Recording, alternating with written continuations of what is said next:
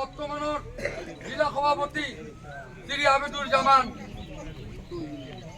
তথা স্বৈরাচারী নেতা শ্রী রকিবুল হোসেনের বিগত দিনের কার্যকলাপে দলক শক্তিশালী করার পরিবর্তে বিভাজন আনি দলক ধ্বংস করিব বলে অনুভব করি বর্তমান মই ধুবড়ী জেলা কংগ্রেসের উপসভাপতি পদৰ পৰা পদত্যাগ করার লগতে ভারতীয় জাতীয় কংগ্রেস দলের প্রাথমিক সদস্যর পৰা আজি মই ইংরাজি 19/4/2024 তারিখে পদত্যাগ করি।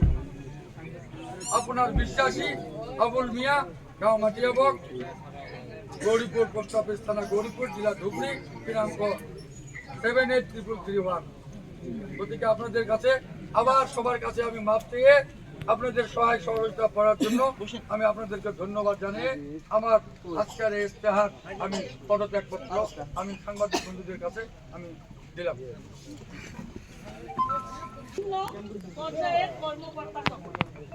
আজকে আমি শাবানা আক্তার 2016 সালে আমি বিলাসীপাড়া পশ্চিম সমষ্টি থেকে কংগ্রেস দলের হয়ে কন্টেস্ট করছিলাম।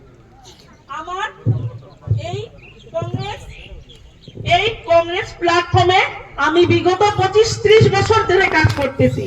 আমি ব্লক কংগ্রেসের জেনারেল সেক্রেটারি ছিলাম, ব্লক মহিলা কংগ্রেসের জেনারেল সেক্রেটারি ছিলাম, ধুবড়ী জেলা মহিলা কংগ্রেসের সভানেত্রী ছিলাম, ধুবড়ী জেলা কংগ্রেসের 3 টার্ম জেনারেল সেক্রেটারি ছিলাম, আসাম স্টেট মহিলা কংগ্রেসের জেনারেল সেক্রেটারি ছিলাম, মহামায়া ব্লক কংগ্রেসের আমি সভানেত্রী ছিলাম।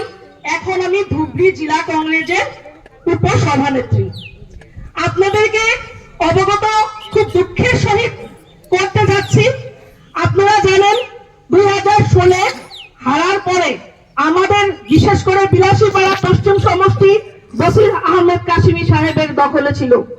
তার নেতৃত্বে সম্পূর্ণ পঞ্চায়েত ছিল, জেলা পরিষদ ছিল।